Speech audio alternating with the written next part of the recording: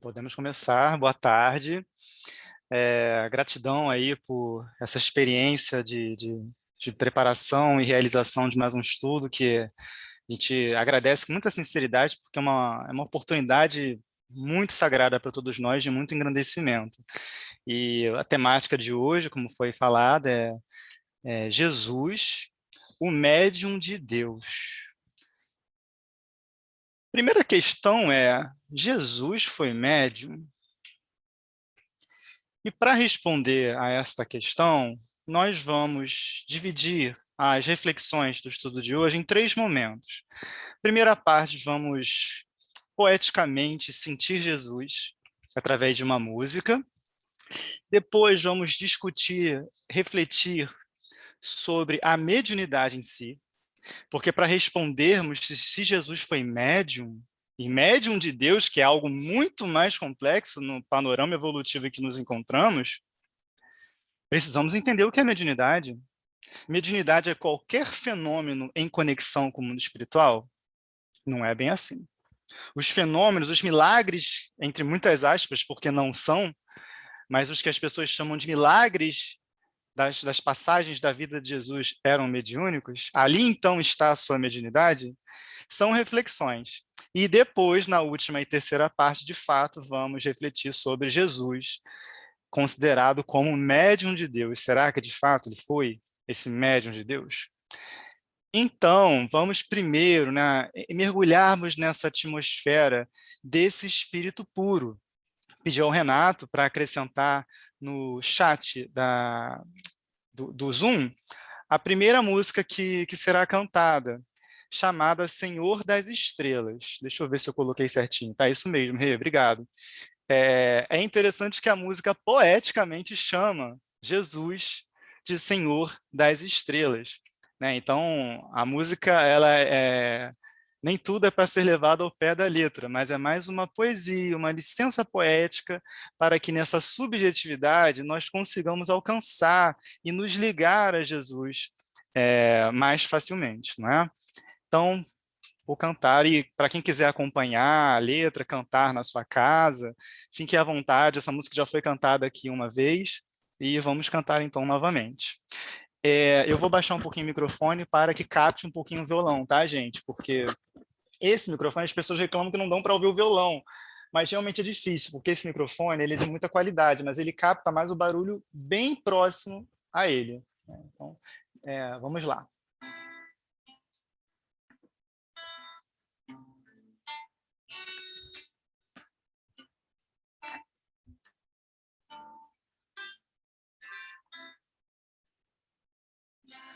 Coração de luz, estrela ao peito, corpo transfigurado em constelação, pés singelos, joelhos ao chão, no lava-pés aos pescadores de ilusão. O que divisam esses olhos límpidos, que revelam céus na terra e anjos nas esferas? O que plasmaram essas mãos perfeitas, que elevam os caídos e curam feridas? Fronte de anjo, alteia virtude, captando as divinas revelações. Voz sublime, harmonia, ensinando inovidável às multidões. De ti emanam místicas virtudes. Quando tua boca se abre, Senhor das estrelas,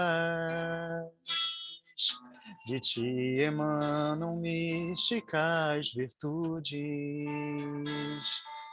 Quando tua boca se abre, Senhor das estrelas, o que fizemos, oh, o que fizemos, oh, trespassamos o coração, perfuramos os pés e as mãos, surramos os olhos, oh, espinhamos a fronte altiva e quisemos calar a voz do Senhor das Estrelas. Oh, força do perdão, lição derradeira, coroando um evangelho de morte em luz. Questão de tempo, o tempo da paz que vibrou nas oliveiras, fulgurou na cruz.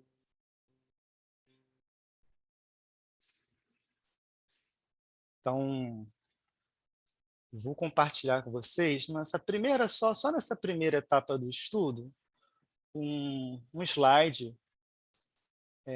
Renato, está conseguindo ver em tela cheia? Pelo menos assim, a apresentação em tela cheia do slide, né? Sim, sim, sim. Tá, perfeito. E vamos então destacar alguns trechos dessa música tão bem feita, né?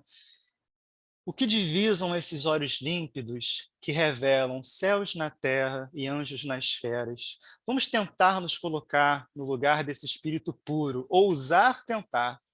O que divisam, divisar é enxergar a distância, ter um olhar amplo.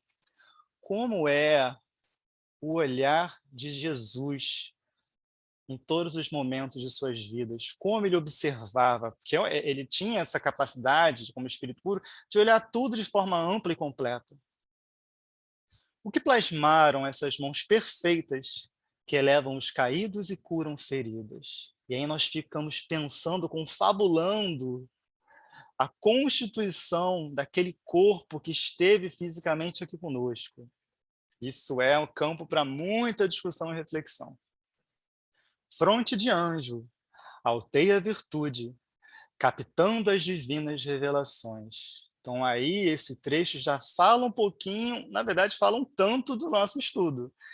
Captando, percebendo as divinas revelações e transmitindo por sua voz sublime, harmoniosa, ensinando o inovidável às multidões, transmitindo as divinas revelações e passando para nós, ficando inesquecível na nossa trajetória espiritual.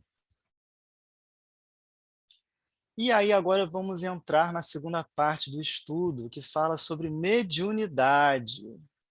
Porque para entendermos Jesus como médium, tem que estar muito claro, pelo menos alguns parâmetros minimamente precisos, para avaliarmos se Jesus foi um médium ou não.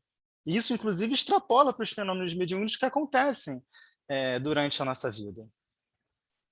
O que é ser médium?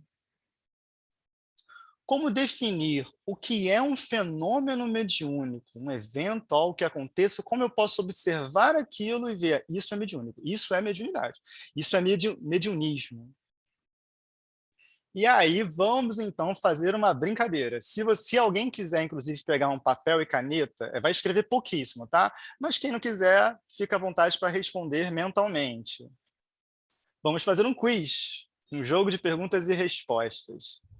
Nesse quiz, vocês vão ter que responder se cada um dos próximos casos correspondem ou sim ou não a fenômenos mediúnicos. Então, teremos agora 5 estudos de casos diferentes, rápido, uma coisa rápida, não vamos gastar muito tempo nisso. E aí cada um vai ter que classificar esses casos como mediúnico ou não. Então, basicamente, você vai escrever no papel 1, 2, 3, 4, 5, e vai responder sim para cada um desses números se você considerar aquilo um fenômeno mediúnico. E não se você desconsiderá-lo, não for um fenômeno mediúnico. Ó, é importante, para a gente não ficar com muitas dificuldades, vamos considerar que nenhum dos 5 eventos a seguir sejam fraudes. Não há fraude, não há pessoas de má fé e mal intencionadas em cada uma dessas situações fictícias, tá? São casos que eu inventei também, tá, gente? Não trouxe casos de ninguém, ninguém da casa, né? São casos fictícios que eu inventei. Vamos para o primeiro caso.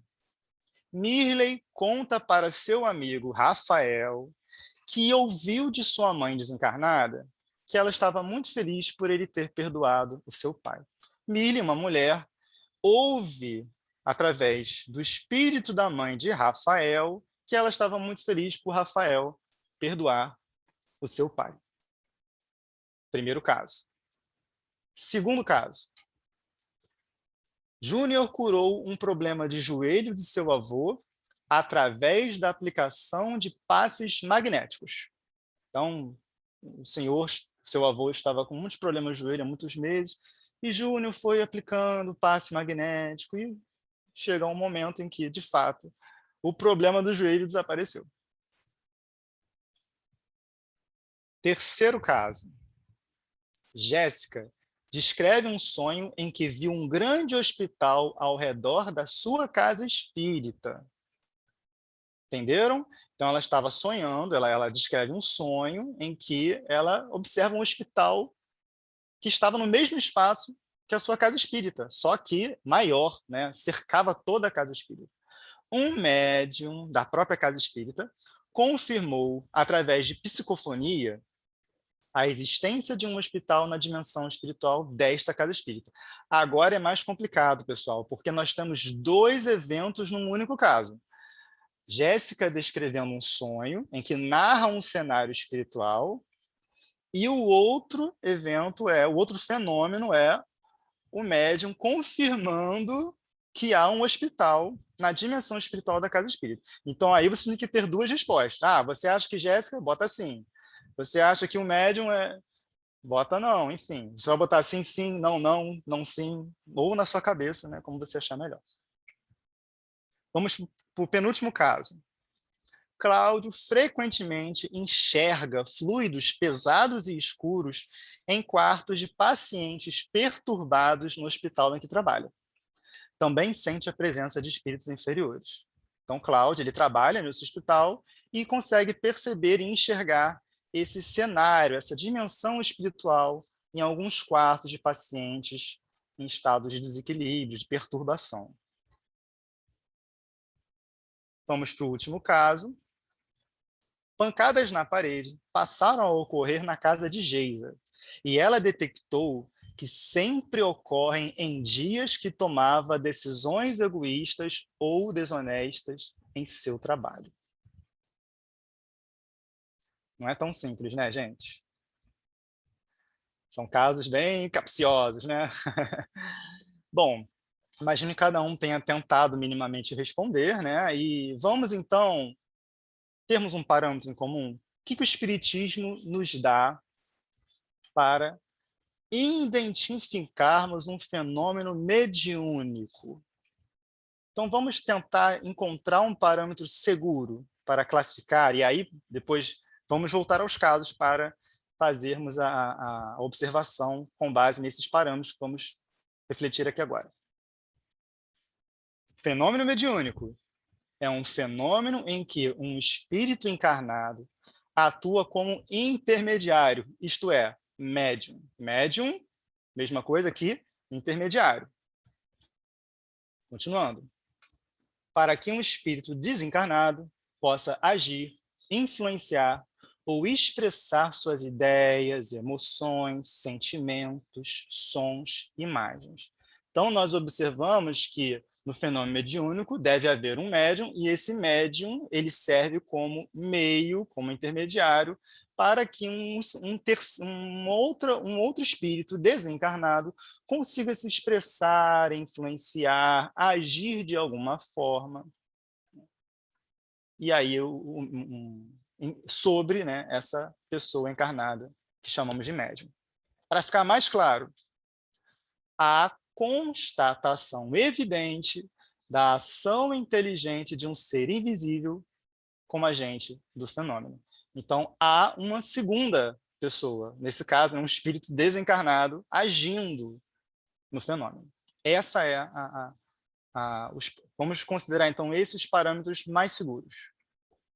Ué, existe algum fenômeno que ocorra entre as duas dimensões materiais e espirituais que não podem ser consideradas mediunidades? Existe. Nem todo fenômeno material e espiritual é mediunidade. Nós temos aí o animismo, o fenômeno anímico. Então, existem daqueles casos que nós vimos, os 5 casos, fenômenos mediúnicos e fenômenos anímicos. Gente, vamos, nas entrelinhas aqui, entre nós, tá? A maioria dos fenômenos são medioanímicos, são os dois, acontecendo ao mesmo tempo. Mas vamos tentar ser didáticos aqui no estudo de hoje. Eu não quero encerrar um estudo sobre isso, apenas dar uma pincelada aí para todo mundo ficar cheio de curiosidade e com vontade de estudar mais, né? Como identificar um fenômeno anímico? Ocorre quando uma pessoa encarnada consegue, por conta própria, observar, perceber, captar a realidade espiritual ou material de forma direta, utilizando as suas próprias potências da alma e o seu corpo espiritual, o perispírito. Então, nesse caso, não há uma intervenção de um espírito desencarnado para que o fenômeno ocorra. A própria pessoa encarnada, também não vou gastar tempo explicando como isso acontece, é um fenômeno de emancipação da alma, o perispírito se emancipa e irradia, e a pessoa consegue utilizar das suas capacidades como espírito, e consegue, então, captar, entrar em contato com o plano espiritual, ou até mesmo material, em locais distantes, em que os seus olhos físicos não conseguem enxergar. Eu sei que é um pouquinho difícil para muitas pessoas. Quando eu estudei isso, eu achei muito complicado. Mas vamos, então, voltar para os casos, para, através da prática, nós conseguimos exercitar melhor? Vamos lá, então, para o caso 1. Nesse caso, está bem claro que é mediúnico, né? Em que há, então, um espírito atuando sobre um intermediário. Nesse caso, quem é o espírito desencarnado? É a mãe desencarnada de Rafael. Quem é a intermediária?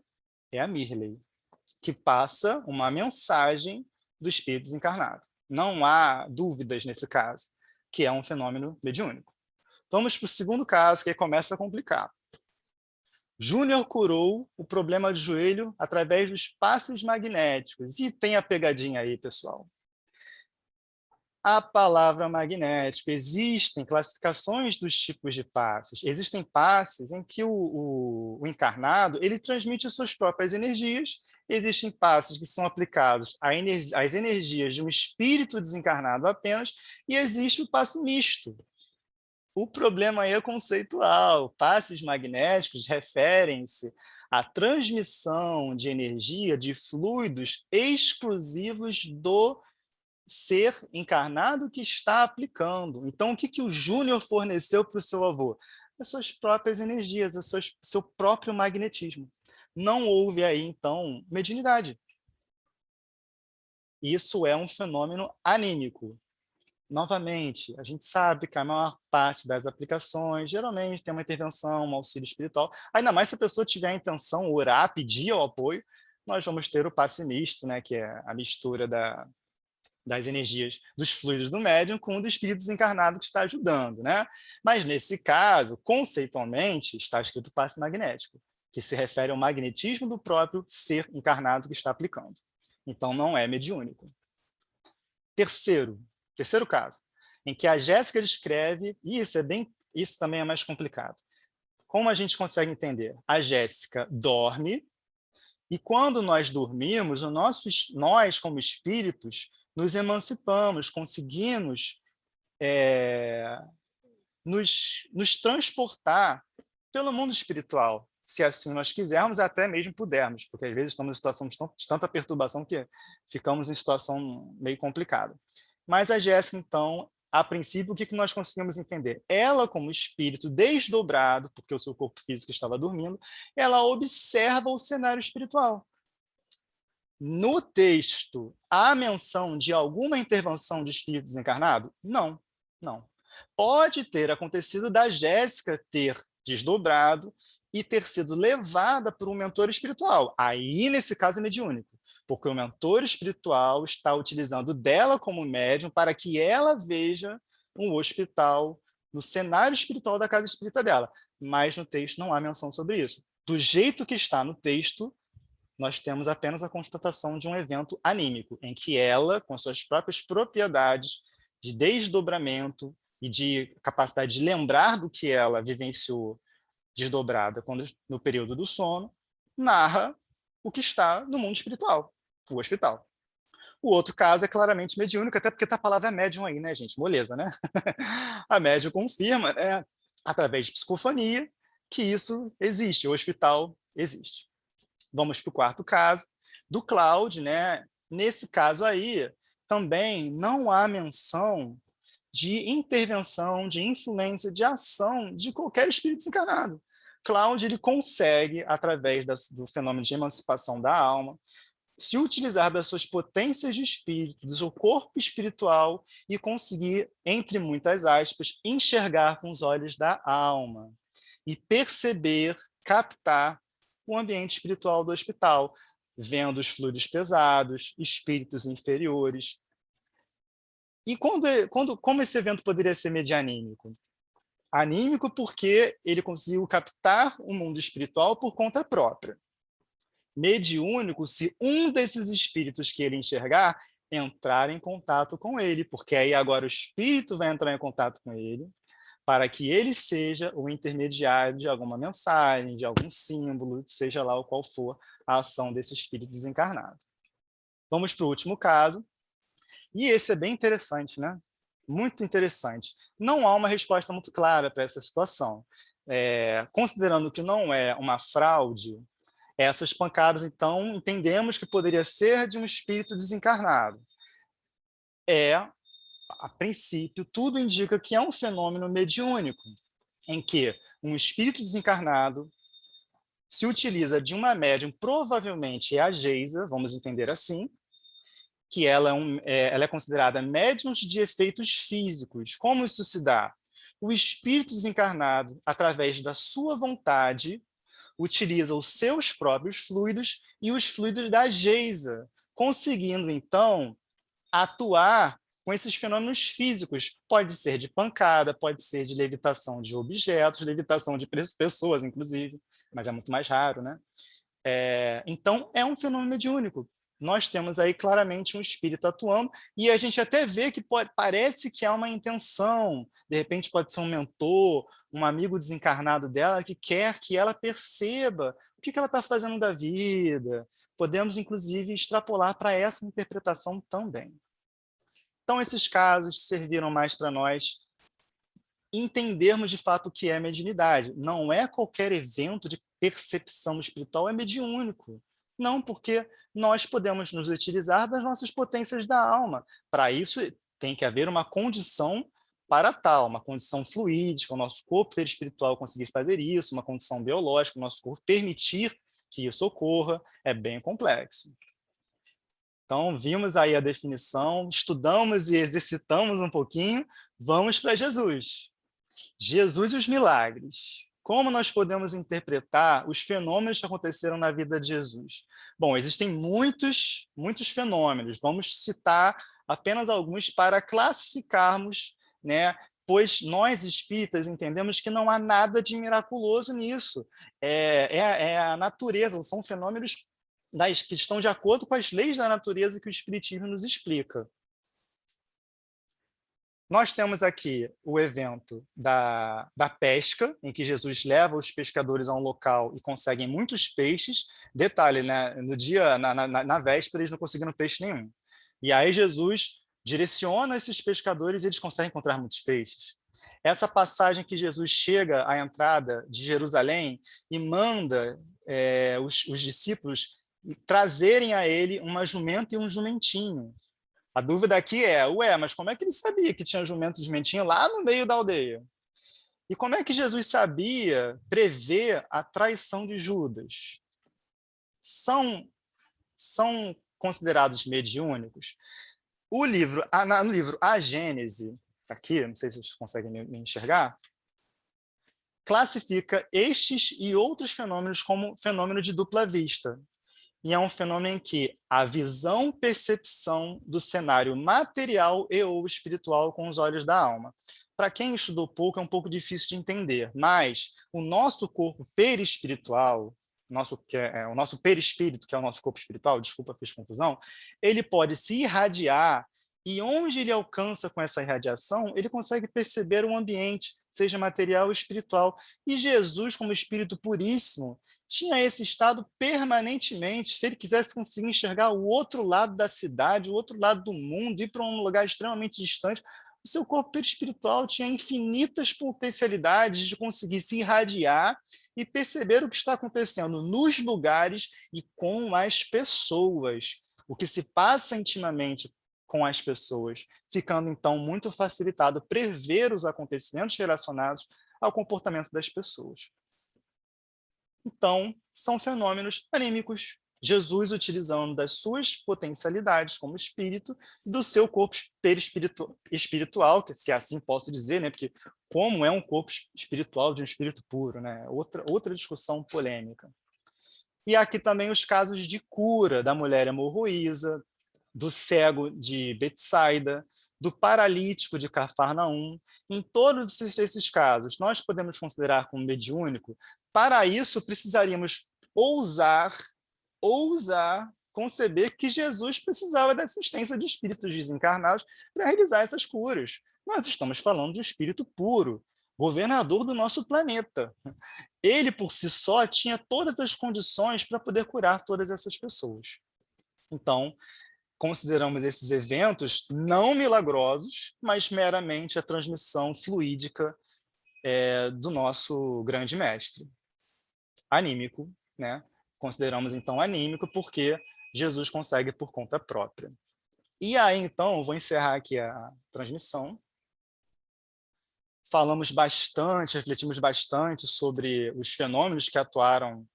Exercitamos o que é mediunismo e animismo, vimos os milagres que não são mais milagres da época de Jesus, e aí então, o que sobra? Jesus foi médium? Então tem alguns trechos aqui da Gênese que valem muito a leitura e reflexão. Vamos a alguns trechos. Pelos imensos resultados que Jesus produziu, a sua encarnação neste mundo forçosamente há de ter sido uma dessas missões que a divindade, somente a seus mensageiros diretos, confia, para cumprimento de seus desígnios. Então, gente, quando nós tivermos um pouquinho mais de luz, tô bem, tô com uma luzinha maneira, posso ir lá naquele planeta dar uma ajuda? Você não vai falar isso com Deus, não. Você vai falar com os mentores que estão relacionados, talvez, diretamente com Deus, né? Porque quando a gente tiver um pouquinho mais de luzinha, a gente vai ser aquele mensageiro indireto. Mas Jesus, como Espírito puro, não. Era um mensageiro direto de Deus. Outro texto da Gênese.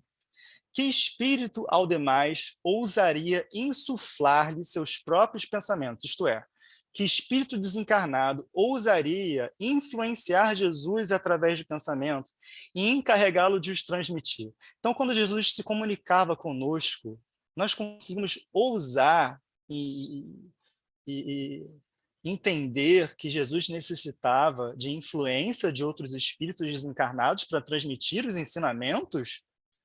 Ele é um espírito puro, não necessita disso. Continuar o texto. Se algum influxo estranho recebia, isto é, se alguma influência Jesus recebia, esse só de Deus lhe poderia vir. Segundo definição dada por um espírito, ele, Jesus, era médium de Deus. Está de acordo com o nosso parâmetro. Mediunidade é um evento em que um ser que está encarnado entre nós serve de intermediário para algo espiritual. E aí a discussão fica um pouco mais difícil, né? Porque Deus não está nem Deus está acima da discussão material e espiritual, mas concebemos então a mediunidade nesse caso também, porque Jesus transmite diretamente as mensagens de Deus. Mas para nós, como seria a transmissão direta entre Deus e Jesus? É muito difícil responder. É como se nós tivéssemos que ensinar a constituição de átomos para um bebê de primeiro ano. Não dá. O bebê não tem o desenvolvimento nervoso, a capacidade cognitiva para entender como um átomo é formado por nêutrons, prótons, elétrons. Os elétrons nos orbitais não dá.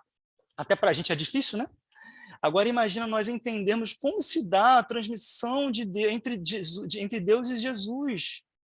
É muito complicado, de acordo com a, a nossa condição evolutiva. Mas a gente pode esboçar algumas coisas, rascunhar algumas coisas. Vamos lá para o livro O que é o Espiritismo? Na pergunta 146. A alma, lembrando que a alma, né, é utilizada como espírito encarnado, a alma que deixa o corpo, desencarnou, pode ver a Deus? Resposta dos espíritos. As faculdades perceptivas da alma são proporcionais à sua purificação. Só as de escol podem gozar da presença de Deus. Então, nós vamos percebendo Deus de acordo com a nossa caminhada evolutiva. Continuando, tem um outro trecho, só um trechinho da pergunta 147. Deus está em toda parte, porque em toda parte ele irradia, podendo-se dizer que o universo está mergulhado na divindade, como nós os estamos na luz solar. Então, Deus é onipotente, Deus está em todo lugar.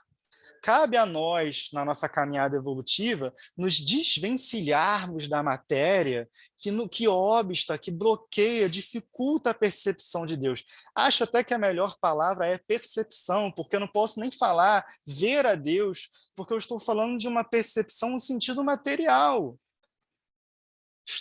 Eu estou limitando o que seria essa percepção, o que seria as infinitas possibilidades de sentir Deus. Tá aí, então, garantido o nosso futuro, né? Daqui a alguns séculos, quem sabe, conseguiríamos já ter essa sensação, né, do que é Deus, sentir Deus em nós. Talvez a gente tenha algum esbocinho disso já e temos que refletir muito sobre isso. Então, à medida que nos depuramos, a matéria interfere menos em nós e o nosso corpo perispiritual consegue perceber Deus. E também, à medida que progredimos, passamos a ter cada vez mais sintonia com Deus, até chegarmos ao grau de espíritos puros, como Jesus, em que a nossa vontade e a de Deus serão uma, seremos um só. É a comunhão plena com Deus. Talvez aí resida o entendimento de como Jesus era e é o médio de Deus, pois a partir de Jesus flui incessantemente, constantemente a vontade, os desejos de Deus. E aí lembramos da frase da Santa Ceia: eu e o Pai somos um. Por muitos confundidos como uma frase em que justifica que Jesus e Deus são um só. Não, ali ele estava se referindo à identidade de pensamento, de vontade, de comunhão. Tanto assim que na própria Santa Ceia, Jesus, num trecho da oração que ele faz ao Pai do Céu, ele fala assim: agora eles, os discípulos, entendem que tudo o que me deste vem de ti, pois eu compartilhei com eles as palavras que me deste e eles as aceitaram. Então, Jesus, em prece, deixa claro que ele recebe de Deus as intuições, os pensamentos, a vontade, assim como ele também tem plena sintonia com tudo isso e transmite naturalmente, constantemente. E o que nós fizemos com esse espírito puro quando ele esteve aqui conosco? Vamos ao final da música. Trespassamos o coração, perfuramos os pés e as mãos, surramos os olhos, espinhamos a fronte altiva e quisemos calar a voz do Senhor das Estrelas. Tudo isso permitiu que Jesus ressignificasse, transformasse essas experiências de dor seja lá se dor é a palavra correta para se falar no espírito puro, mas das coisas que ele sofreu, como oportunidade de, como médios de Deus,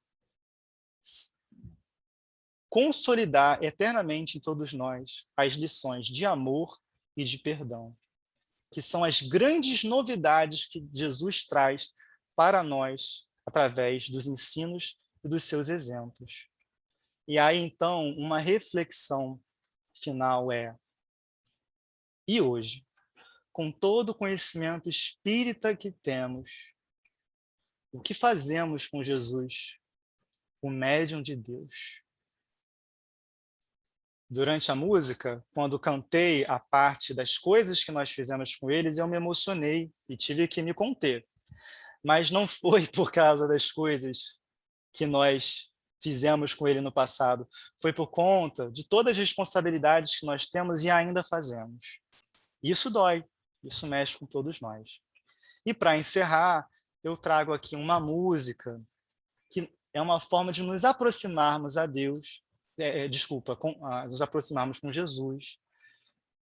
Muito bonito, eu tenho um amor muito grande por essa música. Renato, se puder compartilhar aí para a gente no chat. É uma música do Joelson Queiroz, intitulada No Monte. Já está aí, já está compartilhado. Que a gente possa voar nesse momento, nos sentir leves e sentir que mensagem essa música nos traz, o que nós sentimos quando ouvimos e ou cantamos essa música.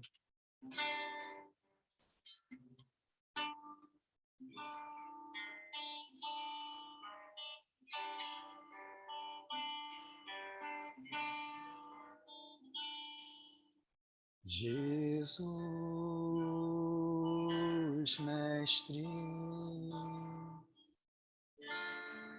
sinto o sol no coração, o azul dourado do céu e as pedras ferindo as mãos. Me calo ante o teu olhar, pleno de luz. Tuas palavras me envolvem, as dores, as flores. Jesus,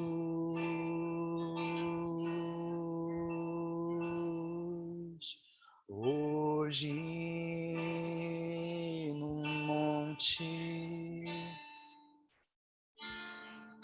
nossas vidas tuas mãos, mesmo as estrelas não têm o teu brilho e amplidão.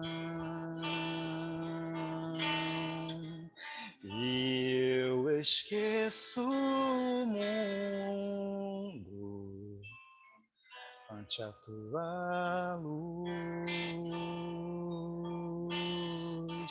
e as certezas, tristezas, as lutas, as flores. Jesus,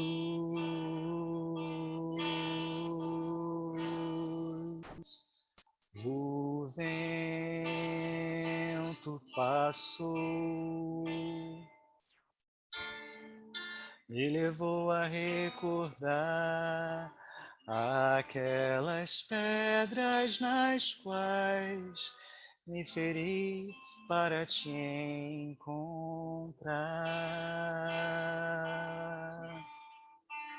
E eu esqueço a noite, o sol, amor e luz.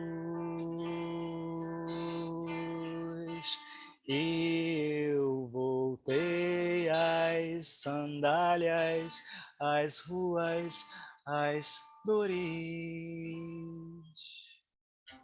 Jesus,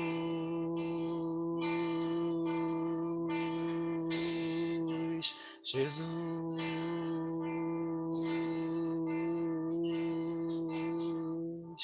Jesus.